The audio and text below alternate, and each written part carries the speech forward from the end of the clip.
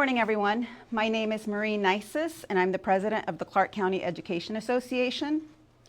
And it's unfortunate that once again we find ourselves before you due to CCSD's failed leadership. The accountability of the budget cannot be solely placed on the former CFO. Interim Superintendent Larson Mitchell and President Evelyn Garcia Morales must also be held accountable. Dr. Larson Mitchell has failed her first test. And this is yet another example of why we need stronger leadership, and it reconfirms why we believe that Dr. Larson Mitchell is not qualified to be the next superintendent. This comes at a time where our educators should be focusing on providing instruction and wraparound services for our students. In the last 48 hours, I have heard from frontline educators who have shared their uncertainty and mistrust of CCSD. They are stressed and concerned about how cuts will negatively impact students. It is unacceptable to expect the burden of the mismanagement of CCSD to fall on the shoulders of our students and our educators. And let me be clear, not one student, not one educator should be negatively impacted by the mismanagement and the leadership of Dr. Larson Mitchell. And so with that, I'd like to hand it over to the Executive Director, John Vellardita.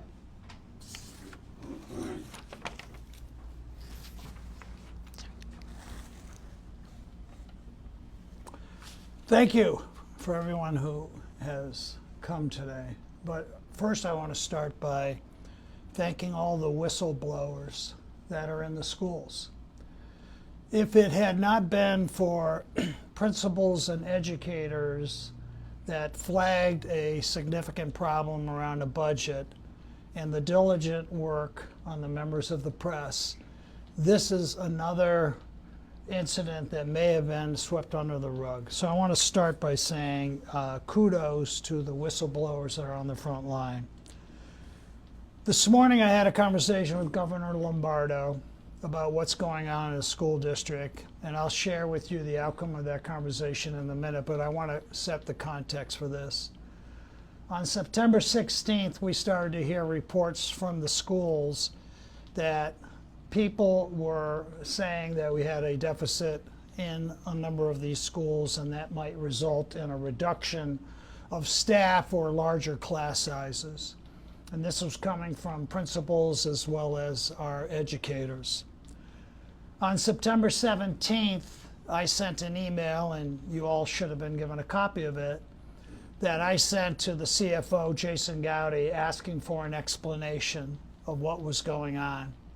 His response was pretty guarded, in my opinion, didn't really give details, framed what was going on as what's normal at this time of the year, which is, hey, we do a student census count, and if there's a reduction in students at a school, then a school has to reconcile its budget accordingly.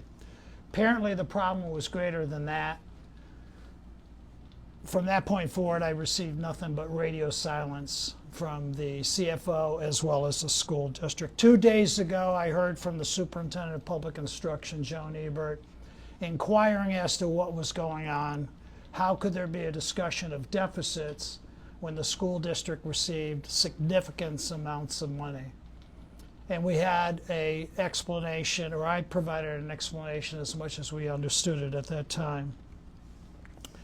And then this morning, as I said, we had a conversation with Governor Lombardo about this.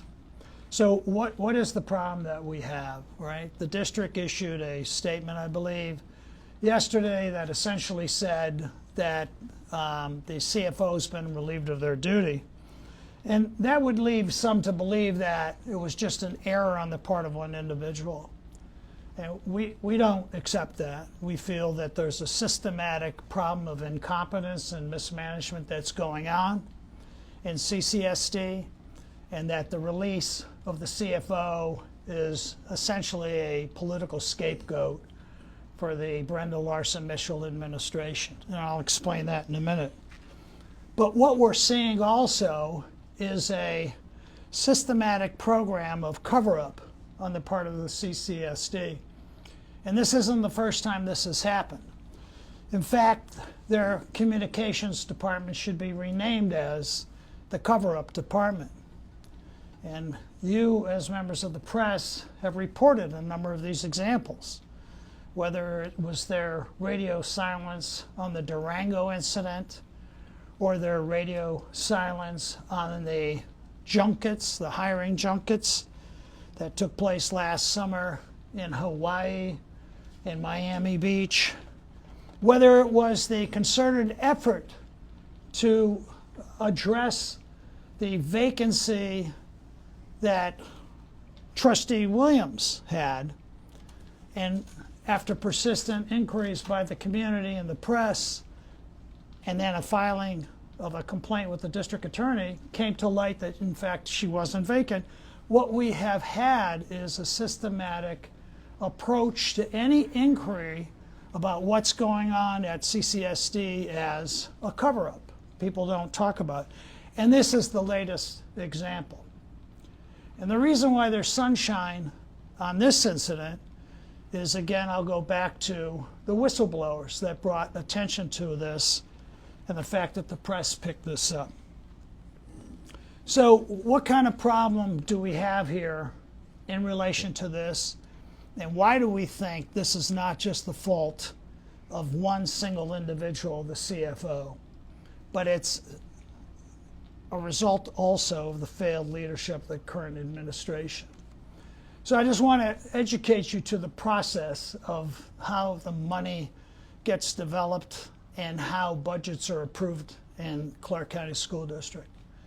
So in December of 2023, CCEA and the school district reached an agreement for a new 2-year contract, December of 2023. The fiscal impact on the 2-year budget that the district had for fiscal year 24 and fiscal year 25, which is the year that we're in now, was known at that time by CCSD what that would cost the school district moving forward to develop a budget. That was December of 2023. The schools were issued a baseline budget starting in January, February of 2024 to work on their budgets. That baseline budget was provided to them by the Clark County School District. And from that point forward, those schools worked on a budget. It was at that point that the information that Central gave to the school districts was wrong, that they failed to factor in the additional costs for the second year of the contract for salary increases. This is with an understanding and approval, not just by the CFO, but the interim superintendent at that time, that these school districts or these schools received their baseline budgets. The budget that then was developed district-wide was presented in March and then ultimately approved by the school board trustees. So the current budget that we have now was approved by the current school board trustees, and that's the budget that we're operating on when we started the school year. This budget presented to the trustees was presented to them by Brenda Larson Mitchell and her team.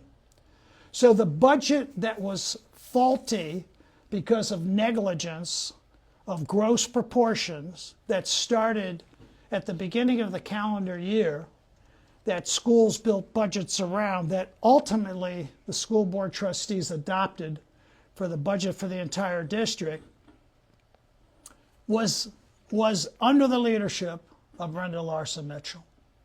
And so when these schools had their count day, which is typical at this time of year as to how many students do we have in a school, and reconciled whether or not there was a drop in student census in that school, and then have to reconcile their budgets, that's when those schools started to learn that the budget that they had been told to operate on was a faulty budget.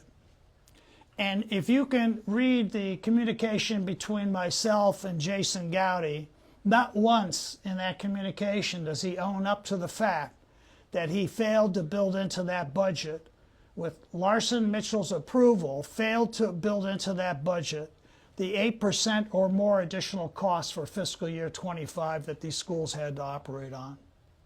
So then all of a sudden what happened was the district took a position initially that the schools had to reconcile these budgets, and in some case that meant deficits.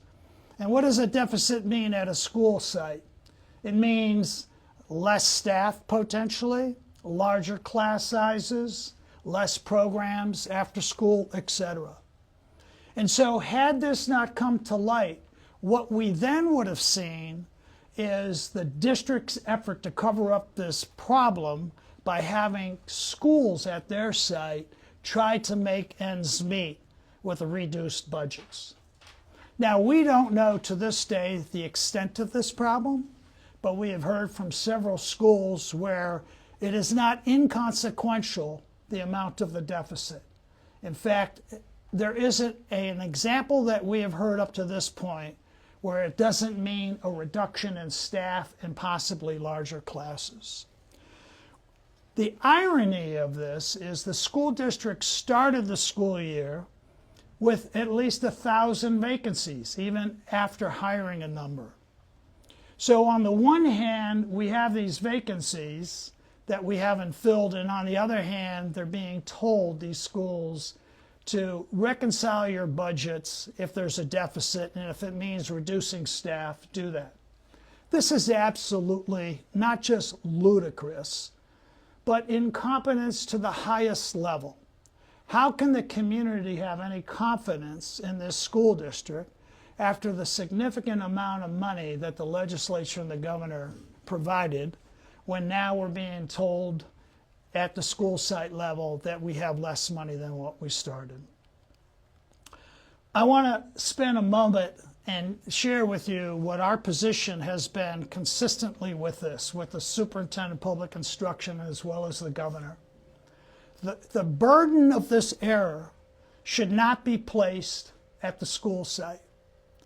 As Marie has spoken about, if it's placed at the school site, then the victims of that burden are students, educators, other staff, including principals. The burden should shift to CCSD in terms of if there is a school that has a deficit as a result of this problem, CCSD should backfill that deficit. And the question is, do they have the money? And we've spoken to a few of you in the past, and we clearly have spoken to the governor that they in fact do have the money.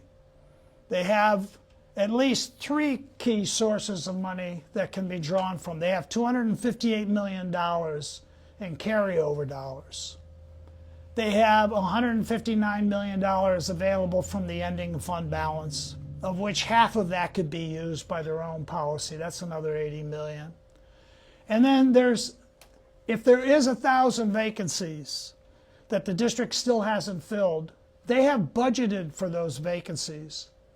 And so as long as they're not filled, they're called salary savings. And on the low end, that is probably about $90 million, and on the high end, $120 million.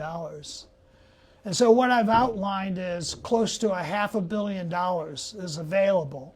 So not one school should have to find and make decisions if they have a deficit as a result of the error on the part of the school district when there's these available resources. It's just unacceptable. The other thing that I want to raise and highlight is we think this problem goes deeper than what we have seen. There are major contracts with vendors that have taken place. There have been major financial decisions that this administration and the previous administration did with public funds.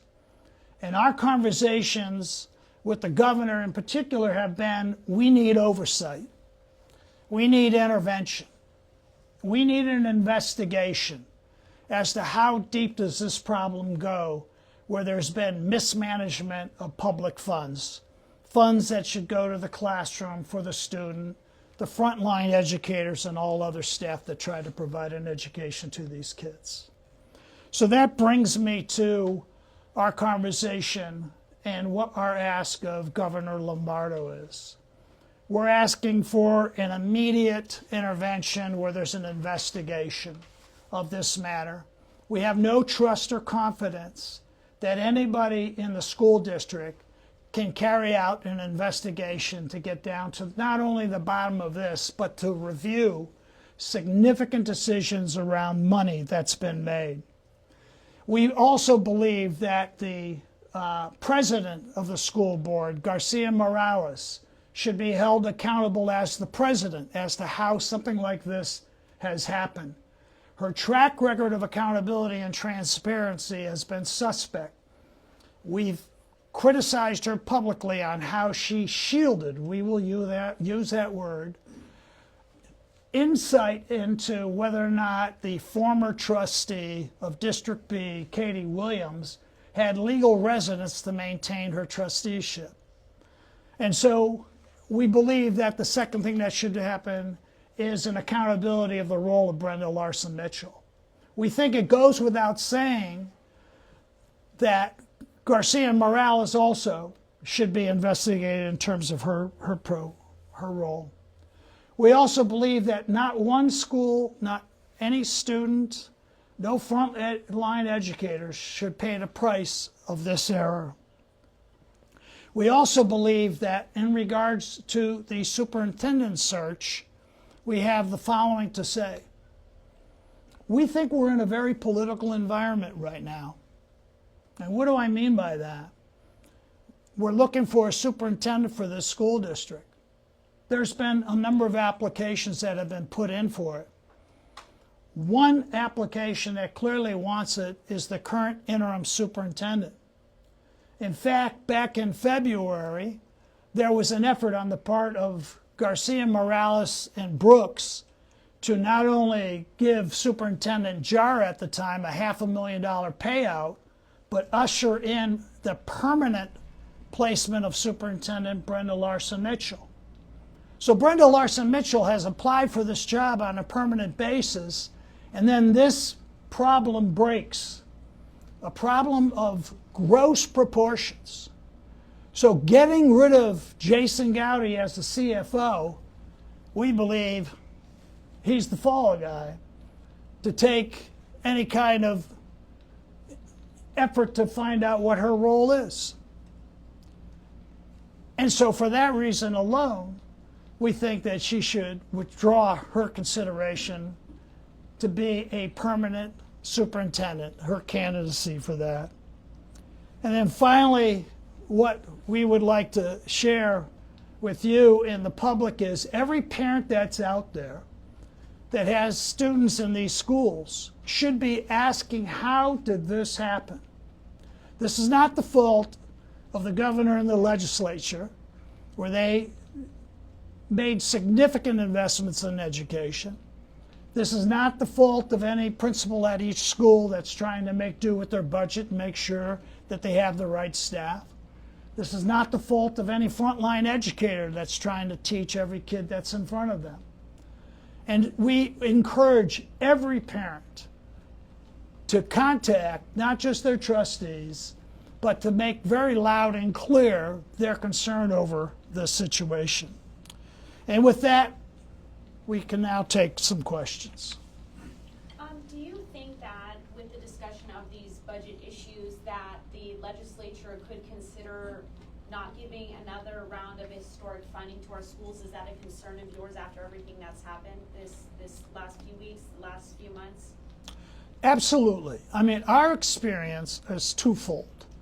CCEA feels it's our burden as an organization to advocate for our students and educators up in Carson City for the adequate funding that we need down here. One of the things that we have to answer when we advocate is the money being spent for a student's education. Is the money being spent wisely? And every time there's things like this, it makes it much more difficult to make an argument that we need additional funding. When we have stories, particularly around, geez, all of a sudden we don't have any more money at some of these schools that's breaking over the last couple of days, it does put at risk these students. And that's why we suggest that parents should get more involved, because nobody should pay the price for the incompetence and the mismanagement of this leadership of this school district, and nobody should pay the price for their systematic cover-up for all of the mismanagement that's been going on. What has been the communication between the district and CCEA regarding the possibilities of staffing surpluses and all of that, and what the principals are having to consider? Has the district reached out to you at all to say, hey, some educators may be surplus because of these budget issues? No, we have had nothing but radio silence from CCSD. Do you have any idea on which schools, because it's not all the schools that were told to reconcile their budgets, do you have any idea on which schools were told that? So we don't know the magnitude of how many schools that are affected by this, and we also know that some schools that did have a deficit felt that they could just fix that deficit with some of their carryover dollars, and this is part of the information that we need to determine how widespread. But I will say this, that the schools that have the highest vacancies, which is primarily these Title I schools, and there's at least probably 220 or more of those schools, many of them would fall under this issue as to whether or not they're now facing deficits moving forward. But we don't know the magnitude or the specifics of which schools are affected by this. Other questions? Can you share anything more about the conversations you've had with the governor or the superintendent and the feedback that you've gotten from them? I think the governor takes this matter very seriously. And we can't tell the governor what to do, but what we have done is we flagged an issue that essentially said, here's the problem, and two, we have no confidence in the current administration or the current governance of the school board to address this problem in a satisfactory way and take corrective action moving forward so it doesn't happen again, and we're looking for assistance from his office. And just to clarify, when you're asking the governor's office to step in, is it governance-wise where you want them to step in and take care of some of the budgeting themselves, or is it just to have the investigation, and from your request from the governor to investigate the budgeting issues, what has been the response from his office? We're leaving it up to the governor as to what his authority is and to what extent his involvement will be on that. We're going to respect that. What we're doing is we're highlighting to the highest office in the state what this problem has, and we think it's appropriate for it to do it. We have gotten a very positive feedback as a result. So that's all I can say in terms of what they may do or not do. That'll be their purview. Can you just walk, I know you mentioned a few dates. You mentioned December was when the contract was agreed upon, and then in March was when the Board of Trustees formally saw it. And Jason Gowdy, from my understanding, was a part of the negotiation team. When do you believe BLM, Brenda Lawson Mitchell has some sort of idea that the numbers aren't adding up? Well, let me say this. She was appointed the interim superintendent the moment Jara's resignation was accepted. So from that point forward, it is her responsibility to understand that a number of things, but primarily that budget, right? So we have to assume that she was either missing in action of her responsibilities, or she's incompetent and doesn't understand finances for a budget to be proposed to these trustees that had a major miscalculation in it. You mentioned that Jason Gowdy has essentially been the scapegoat in this budget issue situation, but do you think, regardless of that he should have been released from the district? I'm not going to speak as to whether or not he should be released. I think that the error here rose to the level, in our opinion, of termination. But, you know, we think that there's probably more behind this, right? So, for example, the replacement for Gowdy is part of Gowdy's team, right? And so it should be questioned as to whoever is now going to be the interim CFO, when did you know it, how much did you know, and what was your role? Because if it's more of the same, then I think it's fair game to question why that person is in charge. Any other questions? Okay, then that concludes our press conference.